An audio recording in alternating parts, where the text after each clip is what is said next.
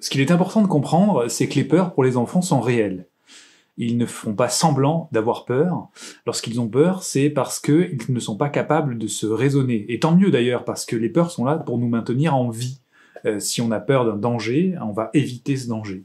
Donc l'idée, avec le temps et avec la maturité, c'est d'apprendre progressivement à mesurer la réalité de la source de la peur. C'est-à-dire, est-ce que j'ai peur de quelque chose pour lequel j'ai lieu d'avoir peur, ou est-ce que je suis en train d'imaginer des choses qui n'existent pas.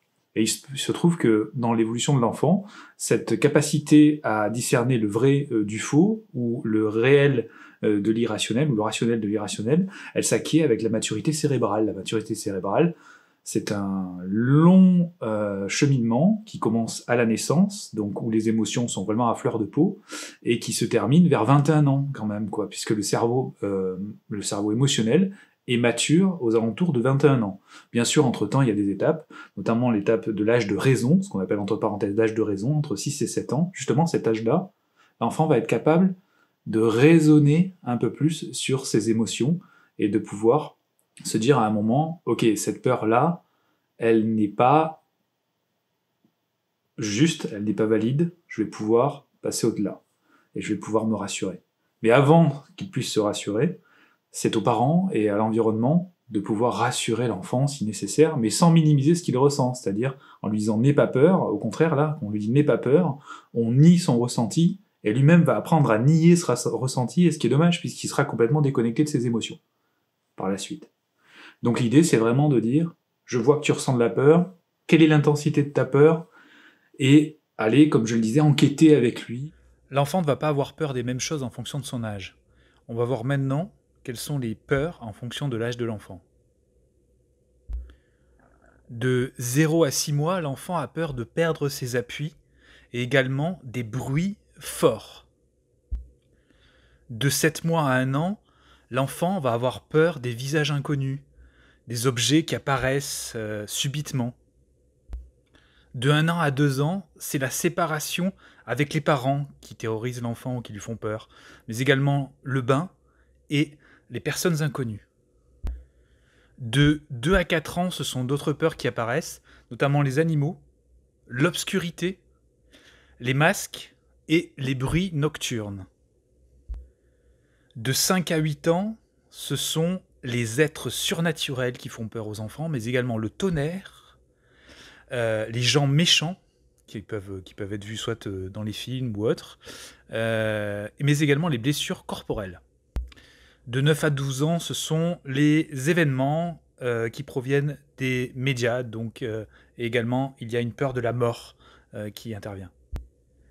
Ces informations proviennent du livre La force des émotions de Francis Lelord et Christophe André. Je vous conseille la lecture de ce livre, pas seulement pour les enfants, mais également pour les adultes, parce qu'il faut savoir que comprendre nos émotions en tant que parents permettra également aux enfants de développer leur intelligence émotionnelle à leur tour.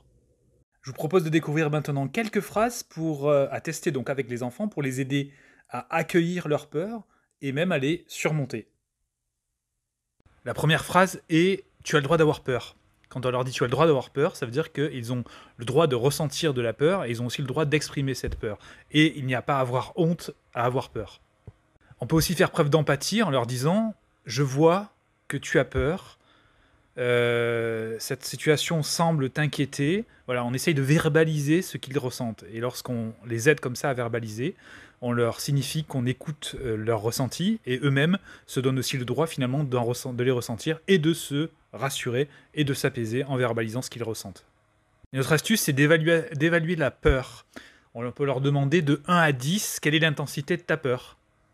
On peut travailler aussi sur les images qu'ils ont en tête, comme on l'a vu dans les précédentes vidéos. La peur peut reposer sur de l'imagination. L'enfant peut imaginer des choses effrayantes, donc plutôt que de nier donc ce qu'ils ressentent, on peut leur demander quelle est l'image qui te fait peur, et même de dessiner cette image, et pourquoi pas de déchirer ce dessin pour justement essayer d'exorciser cette peur. Pour que l'enfant retrouve du pouvoir sur sa peur, on peut aussi lui proposer de dessiner sa peur et de la transformer en un personnage amusant comme je sais pas, un clown ou un personnage loufoque. Ainsi, ça permettra ça lui permettra de reprendre effectivement du pouvoir sur sa peur grâce à l'humour. Autre astuce intéressante, c'est lui dire, imagine que ta peur a peur. Qu'est-ce que tu lui dirais pour la rassurer? Le fait de dire ça, justement, ça rend moins effrayant la peur, au contraire, ça la rend plus humaine, et l'enfant prend le contrôle et prend le pouvoir sur cette peur, puisqu'il va lui-même la conseiller. Donc c'est établir finalement un dialogue avec la peur. Enfin, c'est une astuce qui me plaît plutôt pas mal, notamment pour passer au-delà de la peur, c'est demander à l'enfant qu'est-ce que la peur t'empêche de faire? Qu'est-ce que tu ferais si tu n'avais pas peur? Et quelle joie tu ressentirais en faisant ce qu'il te fait peur. Alors attention, on ne parle pas là des peurs légitimes, on parle vraiment des peurs irrationnelles. Donc ça permet à l'enfant donc de se concentrer non pas sur l'émotion de la peur, mais sur l'émotion de la joie, qui elle est plutôt motivante pour se dépasser et s'encourager soi-même.